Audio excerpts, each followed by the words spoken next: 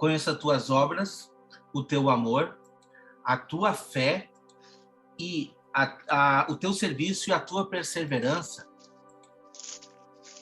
e as tuas últimas obras mais numerosas do que a primeira. E quando a gente vai para a carta de Éfeso, a gente vê uma diferença. Porque Éfeso tinha o primeiro amor, mas a advertência contra essa carta é de que aquela igreja ela não estava cultivando o primeiro amor. E aqui nessa carta, né, por mais que a gente vai ver umas coisas muito ruins acontecendo depois, né, a gente consegue ver também que ela tem as últimas obras numerosas, né, mais numerosas do que a primeira. Então, é um povo dedicado. Não deixa de ser um povo dedicado. Por mais que a gente vai ver as observações que vão ser colocadas ali, esse é um povo de perseverança, um povo dedicado. Mas as advertências de Deus que vêm para essa carta, elas são fortes, tá? Elas são fortes e a gente vai ler aqui no versículo 20. Eu vou ler um pouquinho mais do que o versículo 20 para a gente conseguir colocar os pontos. Diz assim: tenho, porém, contra ti o tolerares que essa mulher Jezabel, que a si mesma se declara profetiza, não somente ensine, mas induza e seduza os meus servos a praticarem a prostituição e a comerem coisas sacrificadas aos ídolos. Dei-lhe tempo para que se arrependesse, e ela, todavia, não quer arrepender-se da sua prostituição. Vou segurar esses 2 versículos aqui para a gente detalhar quem era Jezabel. Irmão Ricardo, quem era Jezabel? Traz para nós aí. Então, Jezabel foi uma profetisa e foi mulher de Acabe. Ela atuou aí durante o profeta Elias. Então, muito importante nós termos aí esse contexto histórico, porque ele traz muita luz ao entendimento dos eventos vindouros. Nós temos aí a figura de Jezabel nos últimos dias, bem como a figura de Elias. Importante salientar que essa questão da igreja de Tiatira aceitar, tolerar a prática de Jezabel, consentir, permitir que essa doutrina entre dentro da igreja é muito sério, porque nós percebemos isso acontecendo hoje em dia. Muitas igrejas, muitos domésticos da fé consentindo, aceitando certas doutrinas, certas ideologias, entrando dentro de seus estabelecimentos e desvirtuando pensamentos de muitos, principalmente da geração Z, que é a geração do ano de 2000 para cá. Essa geração que vem sendo açoitada por muitos pensamentos ideológicos contrários aos preceitos bíblicos. E isso aqui é um alerta para as igrejas de hoje, né? Então, Jezabel, lá em 1 Reis, capítulo 18, lá traz um contexto de que ela matou muitos profetas. E ali havia um homem, um mordomo de Acabe, né? O nome dele era Obadias, que significa servo de Javé, servo de Deus. E ele temia a Deus. Tanto é que ele conseguiu esconder alguns profetas para não serem mortos por Jezabel. Então nós já percebemos alguma associação já com os últimos dias.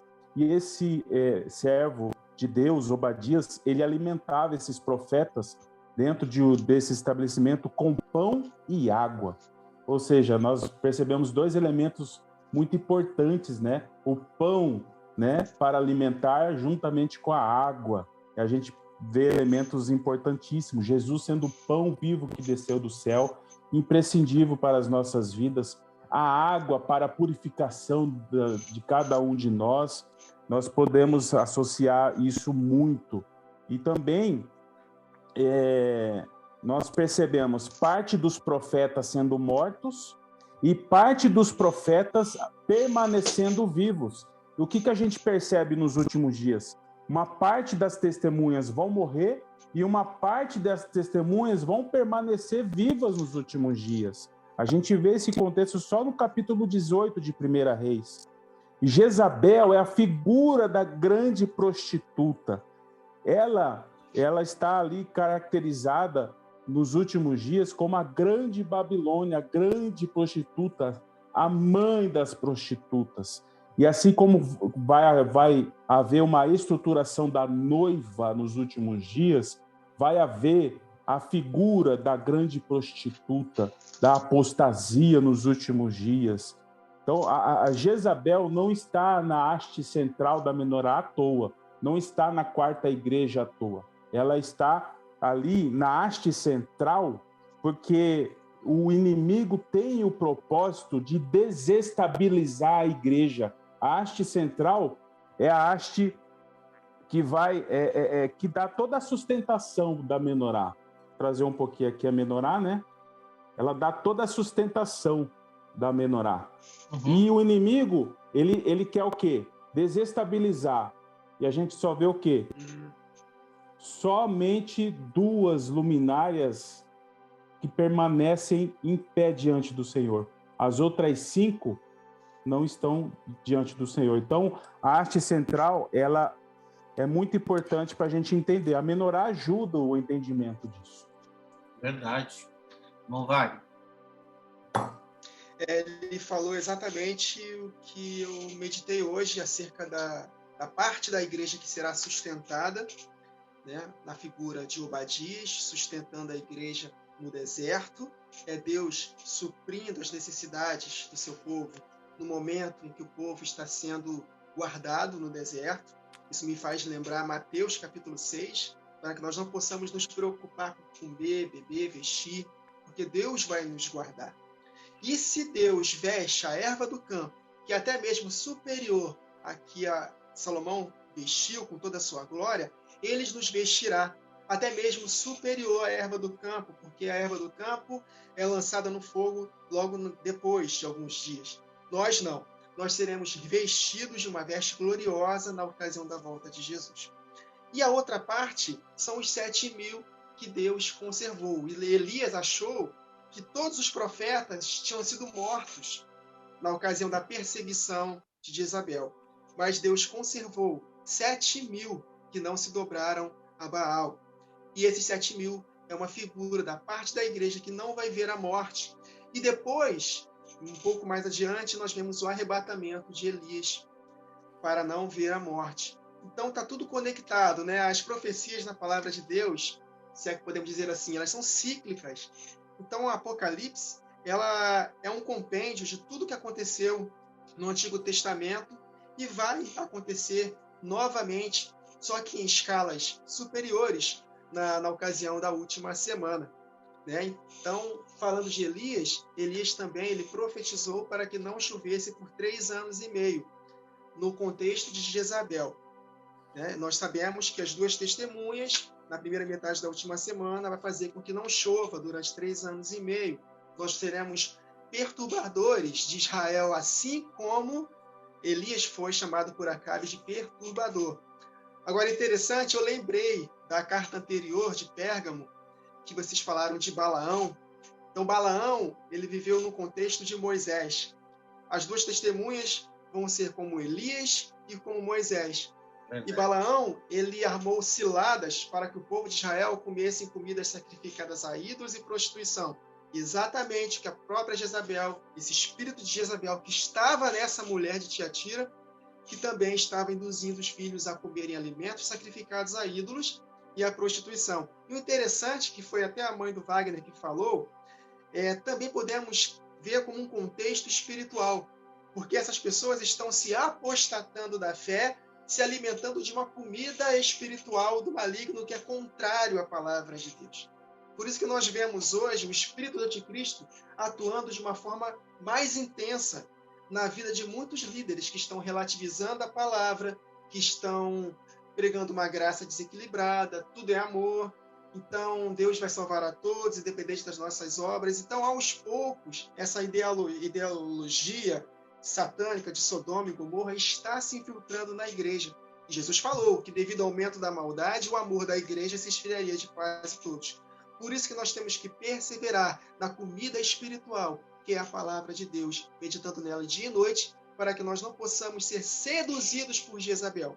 Porque vai haver muita sedução. Jesus falou isso em Mateus 24, que muitos se levantarão e enganarão, farão tão grandes sinais que enganariam até mesmo os escolhidos. Então nós devemos tomar muito cuidado, pedir muito discernimento de espírito, se envolver com a palavra de todo o coração e permitir que o Espírito da verdade nos guie em toda a verdade, para que não sejamos seduzidos, porque Jesus falou, tendo como base os profetas, de que o amor da igreja vai se esfriar de quase todos. Essa é a apostasia. Então devemos tomar muito cuidado.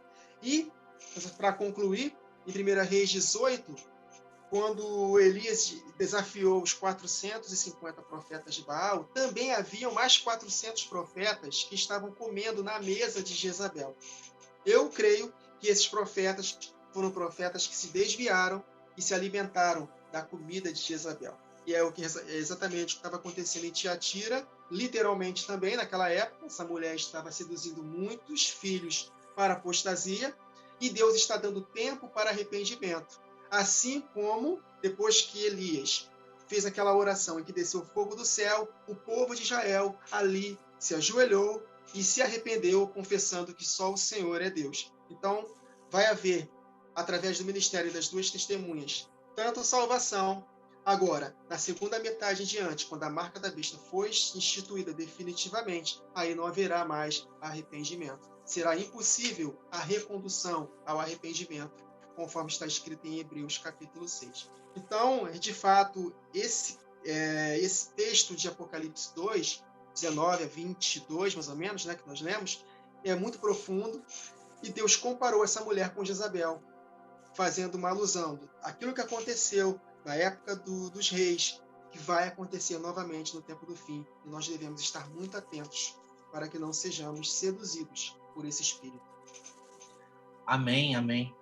Trazendo até, eu anotei esse texto aí, irmão, trouxe ele aqui, de 1 Reis 18. O irmão falou aí a respeito de Elias e dos profetas de Baal. E interessante que a perturbação foi tão grande naquela época que Jezabel colocou a culpa em Elias. Vocês já viram isso? Olha só o que o texto diz. Eu vou ler a partir do versículo 13, porque é interessante. E é importante nós vermos o que aconteceu naquela época. Porventura não disseram ao meu senhor o que fiz quando Jezabel matava os profetas do Senhor, como escondi a 100 homens dos profetas do Senhor, de 50 em 50, numas covas, e os sustenteis com pão e água? Olha só, e agora dizes tu, vai e diz ao teu senhor, eis que aqui está Elias, ele me mataria. E disse Elias, vive o Senhor dos exércitos, perante cuja face estou, que deveras hoje me mostrarei a ele. Olha que interessante. Então foi Obadias encontrar-se com Acabe e lhe o anunciou, e foi Acabe encontrar-se com Elias. Olha o que aconteceu nessa conversa. Então disse ele, eu não tenho... Não, desculpa. E sucedeu que, vendo Acabe, Elias disse a Acabe, és tu o perturbador de Israel? Olha só, a pergunta era se Elias era o perturbador, e não Jezabel. Olha que interessante. Então disse ele, eu não tenho perturbado a Israel, mas tu e a casa de teu pai, porque deixaste os mandamentos do Senhor e seguiste a Balaíns. Então, a sequência dessa conversa, você já sabe. E Elias faz aquela maravilha de mandar reunir e construir aquele altar e mostrar a potência da força de Deus, mediante a tudo que ele fez lá, colocando até a água no altar. Queimou até a água, mostrando que o nosso Deus é o maior. O nosso Deus é o maior. Entende? Depois a gente vê os relatos ali do que aconteceu com Jezabel. A profecia contra Jezabel, que aconteceu exatamente o que Deus predestinou. Né? Mas vamos continuar o que o texto diz ali, então. Versículo 21. Vou ler de novo 21 para nós dar sequência. Dei-lhe tempo para que se arrependesse. Ela, todavia, não quer arrepender-se da sua prostituição. Eis que a prostra de cama, bem como em grande tribulação, os que com ela adulteram. Caso não se arrependam das obras que ela incita, matarei os seus filhos, e todas as igrejas conhecerão que eu sou aquele que sonda as mentes e os corações, e vos darei a cada um segundo as vossas obras. Amém. Eu tenho um comentário breve aqui. O fato de, no verso 21, falar que não se arrependeram, o irmão Wagner Nunes trouxe a menção de Hebreus 6, de que a apostasia, uma vez provando das bênçãos do Senhor, dos dons vindouros, do Espírito Santo, impossível reconduzi-los ao arrependimento. Então, isso aponta fielmente para a apostasia. Aqueles que provaram do Senhor, provaram daquilo que o Senhor derramou, mas apostataram, abandonaram a fé. E essa questão da rebeldia, de não se arrepender, isso demonstra muito essa questão da apostasia. No verso 22, é muito interessante, porque o Senhor fala que os colocaria numa cama e virá grande tribulação. Então, colocando a menorá aqui, de novo a haste central, a gente percebe, são 7, né? Apontando para os 7 anos da última semana de Daniel, e a metade da semana, a última metade da semana, são 3 anos e meio de grande tribulação. Então, essa palavrinha grande tribulação, justamente na haste central, justamente na quarta igreja, é para associar esse período de grande tribulação que virá nestes 3 anos e meio finais aí.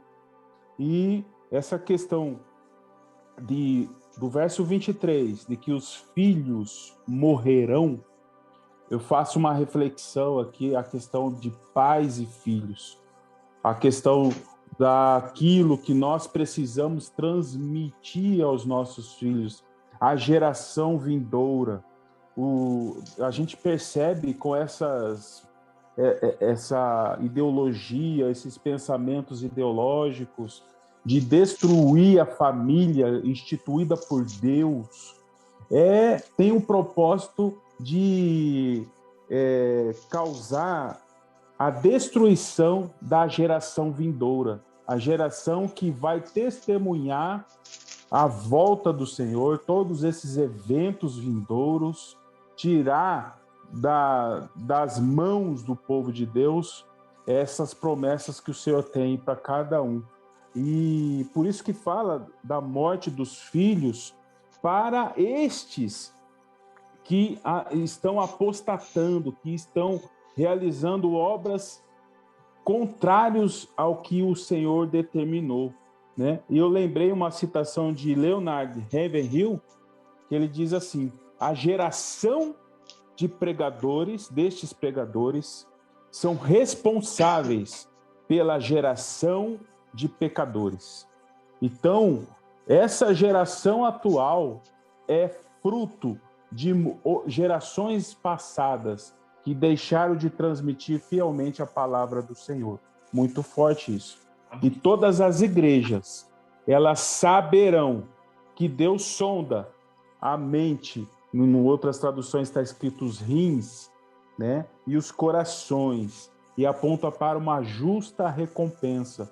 Porque Deus conhece o coração de cada um, Deus conhece a intenção de cada um de nós. E com certeza o Senhor vai recompensar, né, a cada um aquilo que fez, realizou durante esse período todo. Amém. Não vai. É interessante que o irmão Ricardo viu um ângulo muito interessante da família, né? Eu tenho percebido, os irmãos também percebem que Satanás está investindo pesado na mentalidade das crianças, dos nossos jovens, e é obrigação nossa, que temos a verdade, instruir nossos filhos, investir tempo com eles de qualidade na palavra, mesmo que eles não queiram. Porque se a gente depender deles quererem, vai ser muito difícil. Então, eu tenho essa experiência. Muitas das vezes, meu filho não quis fazer um devocional comigo, fez com cara empurrada, mas no decorrer do devocional ele se animou e falou: pai, que legal, palavra maravilhosa. Então, Isso é dobrar a carne, porque Jesus falou que o espírito está pronto, mas a carne é fraca, é uma luta muito grande. Então, nossos filhos, eles estudam, eles têm o lazer deles, e Satanás está investindo pesado também no entretenimento, para que eles possam estar distraídos e não tenham cabeça para se encher da verdade. E, infelizmente, em boa parte das igrejas também, as estratégias feitas para os nossos filhos não são estratégias poderosas na palavra. São também distrações dentro das próprias igrejas, uma música maneira, uma fumaça, não tem nada contra isso, né? Mas uma estratégia que querem fisgar nossos filhos com estratégias. Mas, na verdade, o que vai fisgar nossos filhos é a palavra de Deus, genuína, como está escrito. Deuteronômio 6, está escrito: ensine essa palavra para seus filhos, deitando-te, levantando-te, andando com ele no caminho, antes de comer. Ou seja, ensine a palavra genuína, como está escrito. Então, realmente, Satanás está investindo pesado contra nossos filhos. Mas há também um outro ângulo, né, obviamente, que esses filhos de Jezabel podemos dizer que são os seus discípulos. Podemos dizer os marcados pela besta. São as pessoas que se apostataram da fé, foram marcados, tiveram tempo para arrependimento, porque eles viram, na primeira metade da última semana, as duas testemunhas, cheios do poder de Deus, pregando a palavra, ensinando a verdade, manifestando o poder de Deus, e eles não tiveram esse tempo. Deus está dando tempo para arrependimento, ou seja, no contexto escatológico da última semana, o tempo foi dado na ocasião das duas testemunhas, a igreja. Então, o tempo é esse. Ainda que eles estivessem fazendo coisas terríveis, até mesmo se apostataram, na primeira metade da última semana, há uma esperança, porque Deus está dando tempo para arrependimento. Depois que a marca for de fato estabelecida, aí não haverá mais volta. E aí verá o juízo de Deus, porque no próprio decorrer da semana, da última semana, e também da segunda metade em diante, mesmo com a igreja fugindo para o deserto e a outra sendo morta, Deus vai continuar mandando os seus juízos na terra. Então, até o juízo definitivo na ocasião da volta de Jesus. Tanto que, quando ele volta, suas vestes estão vermelhas. Conectando com Isaías, se não me engano é 62, está escrito lá que é o vinho da ira do furor de Deus pisado por Jesus. E suas vestes são picadas de sangue. Por isso que ele fala: matarei não somente essa mulher, que podemos dizer o anticristo, e também matarei os seus filhos e todos os que adulteram com ela, para que todos saibam que eu sou aquele que sonda mentes e corações e retribua a cada um de acordo com as suas obras. Isso aconteceu de forma literal também.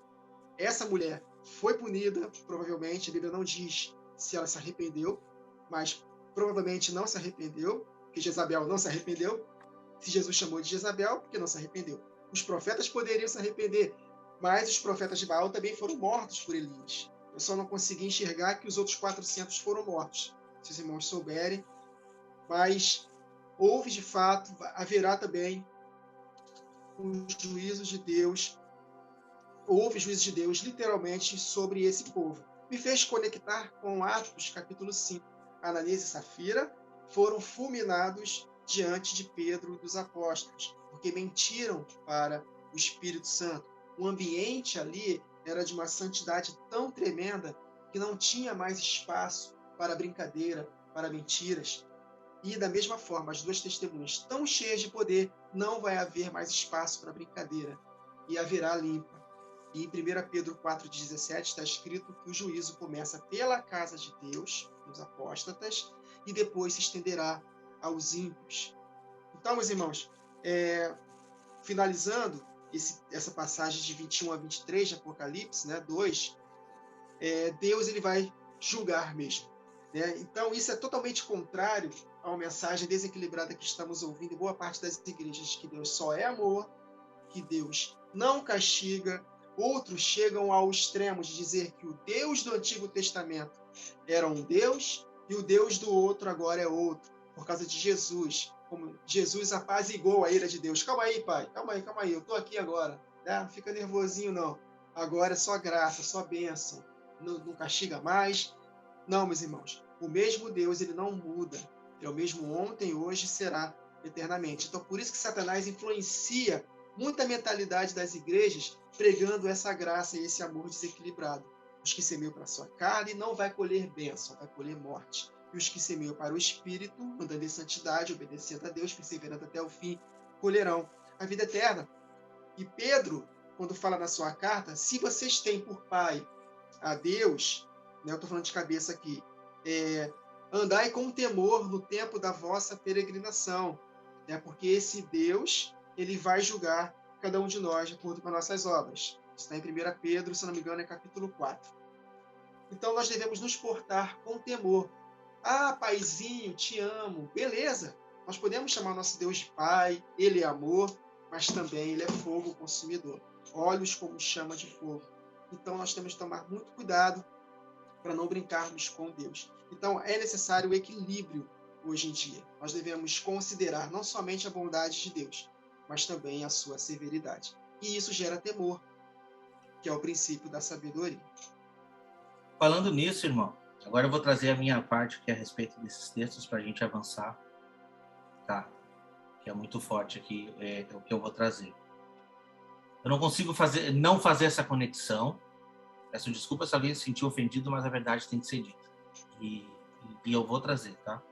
Quando eu leio ali, tem, porém, contra ti, tolerais essa mulher de Jezabel, que a si mesmo se declara profetiza e não é, e ainda ensine e seduza os meus servos a comerem comidas sacrificadas a ídolos, né, e praticarem prostituição. Eu faço uma conexão com a igreja da onde eu saí, meu, tá? E sinto muito se você está assistindo e se sente ofendido, mas eu vou fazer essa conexão e eu vou falar aqui para você. Quando uma pessoa se declara profetiza e as suas profecias não se concretizam, ela é falsa. Esse é o primeiro ponto. Mas muito mais do que isso, quando essa pessoa se declara profetiza e os ensinamentos nos incitam a interpretações errôneas da palavra de Deus e a fazer coisas que não agradam a Deus, isso se torna muito grave, tá? Infelizmente, isso ocorre dentro da instituição adventista. Eu trago o nome aqui, sem problema nenhum. Se existem pessoas lá dentro que a gente ama, fiquei muito tempo dentro dessa instituição, mas, infelizmente, eles toleram. E essa advertência é para você também. Essa advertência é para você que está dentro dessa instituição. Conheça muito bem essa mulher a quem você segue como profetiza. Como muitos dizem, luz menor. Não é, já passou de ser luz menor dentro da instituição. Porque se a Bíblia não se encaixa dentro das profecias dela, então a Bíblia está desatualizada, sendo que deveria ser o contrário. Eu tenho feito aqui no canal muitos vídeos tentando mostrar as profecias. Meu intuito aqui não é atacar a igreja, muito pelo contrário, a gente preza muito pelas pessoas. Eu estou aqui prezando pelos meus irmãos, porque eu estive aí dentro por muito tempo. Mas o tolerar essa mulher e as profecias errôneas dela, não só a questão de profecia, mas os ensinamentos, sabe? Isso acaba nos atrasando. Isso acaba nos deixando muito além das revelações bíblicas, propriamente dita, tá? E as pessoas se apegam num detalhe, sabe? Que o versículo 24 nos traz aqui, né? As coisas profundas de Satanás. Por quê? Ela se diz ter um anjo relator que revelou tudo para ela. Vocês sabiam disso? Está nos livros dela. O meu anjo relator me disse. E quando a pessoa me perguntou sobre isso uma vez, eu respondi para essa pessoa, eu acredito nela. Quando ela disse que teve um anjo relator, eu acredito profundamente. Agora, da onde que é, eu não sei. Por isso eu aplico esse texto aqui. Essas são as coisas profundas de Satanás. O que te desvirtua da verdade é coisas profundas de Satanás. Sinto muito em te dizer. Pesquise sobre ela. Se você pesquisar, eu costumo dizer assim, se todo adventista lesse os próprios livros dela e comparasse com a palavra de Deus, não ia ter dúvida. Porque a palavra de Deus se explica e mostra que todas aquelas falsas profecias não se cumpriram e nunca, jamais vão se cumprir, porque não tem como se cumprir. Não tem como, biblicamente, não tem como. Então, o que a gente está combatendo aqui não são pessoas, são doutrinas. E o anjo dessa igreja está nos advertindo. Não temos que tolerar essa mulher Jezabel. Não temos que tolerar essa falsa profetisa. Eu digo para você aqui, não temos que tolerar Ellen White. E nenhum outro profeta que se levante exclusivista. Entende? Porque o poder que foi dado para todos os apóstolos, se a gente for ver na palavra de Deus, todos os profetas caíam em terra, prostrado, reconhecendo a sua pequenez. E essa mulher que se dizia superpoderosa segurava uma Bíblia na mão por 2, 3 horas. Eu nem quero debater isso, se é ou se não é possível. Mas a questão é os escritos, a questão é todas as profecias, tá? São coisas profundas de Satanás, sinto em te dizer. Coisas profundas de Satanás, e você precisa se livrar disso e se arrepender. Porque daí vem, né, o versículo 24. Digo, todavia, a vós outros, os demais de Tiatira, a tantos quantos não têm essa doutrina, e que não conheceram, como eles dizem, as coisas profundas de Satanás, outra carga não jogarei sobre vós. Tão somente conservai o que tens. E o que eles têm? Ele tem o que foi descrito lá no versículo 19. As obras, o amor, a fé, o serviço, a perseverança e as últimas obras que são maiores que as primeiras. Você não precisa de um profeta que se levantando falando contrário à palavra de Deus. A palavra de Deus é suficiente para a minha e para a sua vida. Somente a palavra de Deus. O que for contrário à palavra de Deus, você tem que descartar. Sinto muito. Essa é a verdade. Isso eu gostaria de... É o meio que um desabafo que eu estou fazendo aqui, mas é preciso, irmão Ricardo, é preciso. Amém. Amém. É importante porque nós precisamos entender qual era a doutrina dos apóstolos. E a gente precisa resgatar. O Senhor quer restaurar todas as coisas. E uma coisa muito importante que Deus quer restaurar é a doutrina que Jesus deixou para os apóstolos. E isso vai voltar com as 2 testemunhas. O nome de Jesus.